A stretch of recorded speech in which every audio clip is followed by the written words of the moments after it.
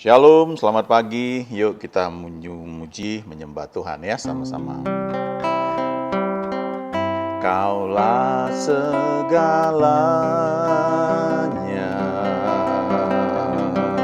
di dalam hidupku.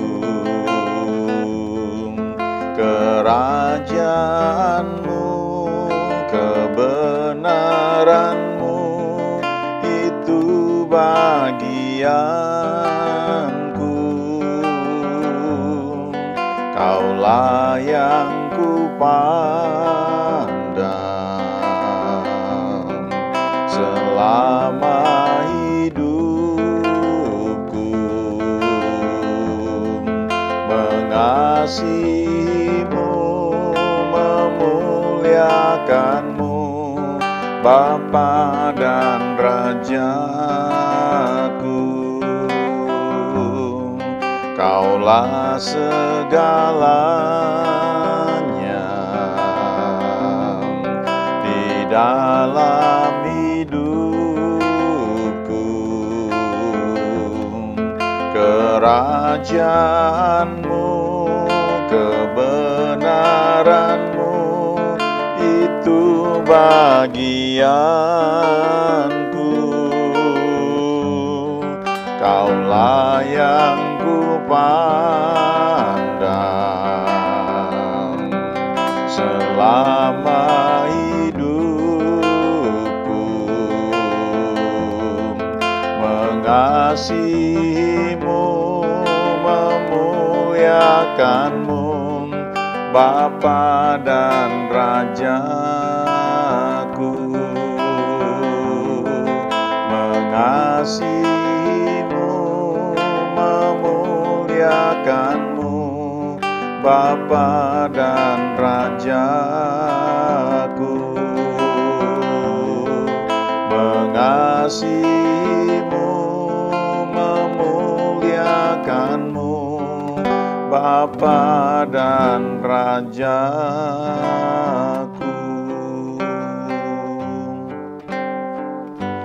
In your presence, there is peace. In your presence, there is joy. I will linger, I will stay in your presence day by day, till your likeness may be seen in me. In your presence, there is peace. In your presence, there is joy. I will linger, I will stay in your presence day by day, till your likeness may be seen in me. In your presence, there is peace. In your presence, there is joy. I will linger, I will stay in your presence day by day, till your likeness may be seen in me. I will linger, I will stay in your presence day by day, till your likeness may be seen in me. Till your likeness may be seen in me. Till your likeness may be seen in me.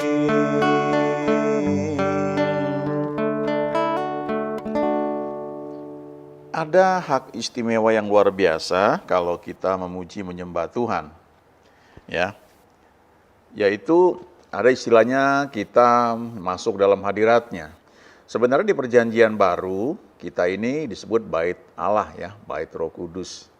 Jadi sebagian lagu kadang-kadang kalau kita nyanyikan itu seringkali konteksnya itu di perjanjian lama ya. Masuk ke dalam hadirat Tuhan ya, istilahnya dalam pujian penyembahan, lalu kita bayangkan kita datang dalam satu bait Allah ya. Enggak sepenuhnya salah juga ya. Cuma yang membedakan adalah di perjanjian baru Paulus berkata kita ini bait Roh Kudus ya. Jadi bukan lagi gedung ya. Gedung itu perlu tempat kita bisa beribadah bersama-sama, tapi yang disebut kehadiran Tuhan itu karena Tuhan itu ada dalam hati kita. Bagi kita yang sudah terima Tuhan Yesus. Tapi di sisi lain ada juga yang namanya istilahnya kehadirannya yang dimanifestasikan. Ya. Kalau kita memuji menyembah Tuhan, kita percaya dengan iman ya, segala janjinya. Tuhan bertata di atas puji-pujian kita, kemudian kita juga percaya karena kita sudah terima Tuhan Yesus, maka dalam hati kita ini ada Roh Kudus. Ya. Kita mendengar Dia berbicara kepada kita. Tapi di sisi lain ada yang namanya corporate anointing ya, atau pengurapan bersama-sama. Jadi waktu kita berkumpul bersama-sama, ada satu pengurapan ya, kehadiran Tuhan yang kita menikmatinya karena kita bersama-sama hadir dalam satu persekutuan, punya kerinduan yang sama. Dan kehadirannya ini ya, Dia selalu hadir, jangan lupa ya, Tuhan itu omnipresent, Dia selalu hadir di mana saja, tapi Dia juga ada dalam hati kita. Tapi waktu kita bersama-sama memuji menyembah Tuhan, itu ada yang namanya manifested presence ya, kehadirannya yang dimanifestasikan. Dan itu bisa sampai ke fisik ya. Makanya bisa terjadi kesembuhan karena itu sampai ke fisik. Ada sukacita, kadang-kadang ada merasakan seperti aliran strom, listrik dan sebagainya. Walaupun itu jangan jadi patokan ya. Tapi itu yang namanya manifested presence ya, kehadiran yang dinyatakan.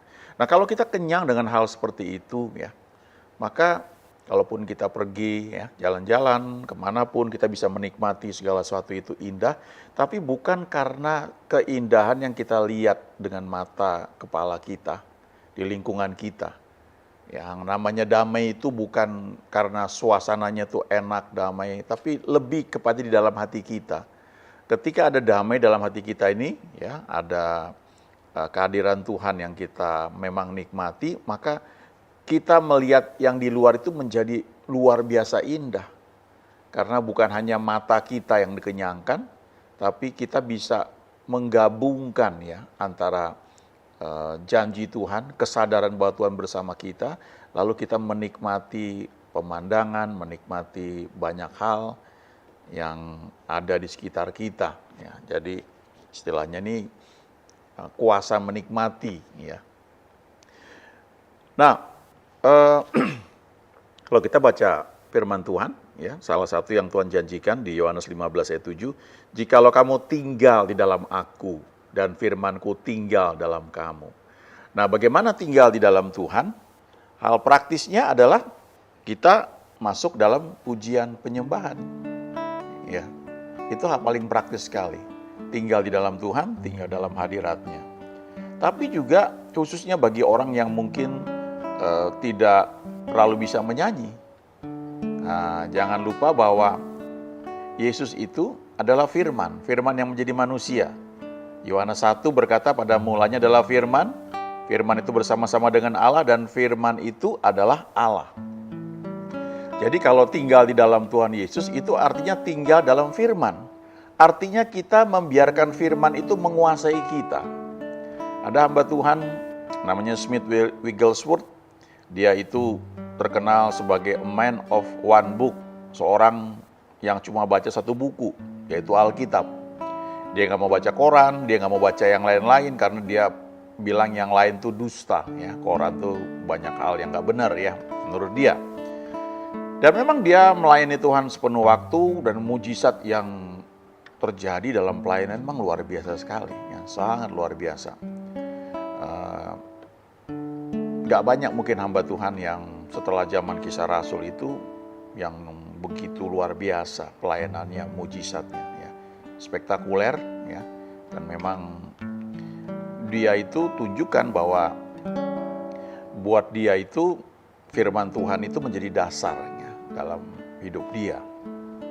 Jadi apa yang dibilang di 2 Korintus 3 ayat 17 itu, sebab Tuhan adalah roh, dan di mana ada roh Allah di situ ada kemerdekaan, itu dalam kehidupan dia memang menjadi real sekali. Ya, dimanapun dia berada, dia sadar, dia tahu dia adalah tubuhnya adalah bait Roh Kudus dan ada roh Tuhan bersama-sama dengan dia senantiasa. Sehingga dimanapun dia berada, dia tahu Tuhan bersama dia dan orang yang di dekat dia akan dijamah oleh Tuhan. Pernah dia duduk di taman, ya, dia duduk-duduk saja dan tiba-tiba ada orang yang datang duduk di samping dia. Dan gak lama orang ini tanpa diinjili, tanpa ngomong apa-apa, tiba-tiba bertobat, ya. Dan dia bilang sama Smith, saya merasakan sesuatu yang beda, ya. Ya, orang itu merasakan kehadiran Tuhan, merasakan dia butuh Tuhan. Padahal Smith itu gak ngomong apa-apa. Tapi karena Smith ini mengizinkan Roh Kudus menuntun dia, kehadiran dia tuh membuat orang di samping dia tuh juga merasakan kemerdekaan, merasakan dijamah oleh Tuhan. Nah, Smith ini bilang begini, ya, setiap hari, ya, makanlah firman Tuhan, consume the word of God until it consume you, ya. Jadi dia bilang, makanlah, nikmatilah firman Tuhan sampai firman itu memakan Anda, ya. Jadi Anda itu dibungkus oleh firman. Nah, itu yang disebut oleh Tuhan Yesus, jikalau kamu tinggal di dalam aku. Nah, kalau kita tinggal di dalam dia, dalam arti kita merenungkan firman, ada kemerdekaan. Dulu ada masa ketika di pelayanan, saya dengan teman-teman belajar pelayanan pelepasan, ya, belajar macam-macam pengurapan, ya, dan manifestasinya itu luar biasa, ya. Dan itu saya nggak bilang itu salah, ya. Tapi apapun yang kita lalui, kita alami, kita nikmati, ya, kita didoakan, misalnya kalau ada yang ikut retreat encounter, mengalami perjumpaan dengan Tuhan, ya, mengalami jamahan hati Bapa, tetap itu satu hal yang bagus, yang baik, yang perlu, tapi tidak bisa menggantikan kebutuhan kita akan firman Tuhan setiap hari. Ya. Setelah didoakan pelepasan, setelah mengalami inner healing, setelah mengalami banyak manifestasi, menerima pengurapan, tetap firman Tuhan gak bisa diabaikan. Itu harus menjadi bagian kehidupan kita. Tuhan berkata di Matius 4 ayat 4, manusia hidup bukan dari roti saja, tapi dari setiap firman, dari setiap rema yang keluar dari mulut Allah. Rema itu artinya firman itu berbicara kepada kita. Jadi kita gak hanya membaca firman tertulis, merenungkannya, tapi kita mengizinkan Tuhan itu sampai bicara kepada kita. Nah, itu yang namanya rema. Rema itu menimbulkan iman, dan iman itu meraih banyak janji yang Tuhan sediakan bagi orang percaya, ya. Makanya salah satu lagu yang saya suka itu, ya, In Your Presence. I will linger, I will stay in your presence day by day. Till your likeness may be seen in me. I will linger, I will stay in your presence day by day. Till your likeness may be seen in me. Till your likeness may be seen in me. Aku akan menikmati berlama-lama dalam hadirat-Mu sampai keserupaan dengan Engkau itu terlihat dalam hidupku. Jadi sebenarnya bagaimana kita hidup seperti Tuhan Yesus, seperti yang sering kita dengar mungkin dalam khotbah, itu bisa kita alami ketika kita mengizinkan firman itu menguasai kita, ya. Jangan berpikir juga kita langsung sempurna, itu proses, ya. Dan kita izinkan firman itu bicara kepada kita sehingga kita mendapatkan rema. Nah, kalau ada rema itu dari situlah awalnya banyak mujizat terjadi. Ada satu ayat di Alkitab, ya, Matius 17 ayat 27. Waktu itu Tuhan berkata kepada Simon Petrus, dia tanya, dari manakah raja-raja ini memungut pajak, ya, bea atau cukai atau ya pajak ya. Terus Simon bilang ya dari orang asing, ya, bukan dari penduduk yang ada di dalam negeri tersebut.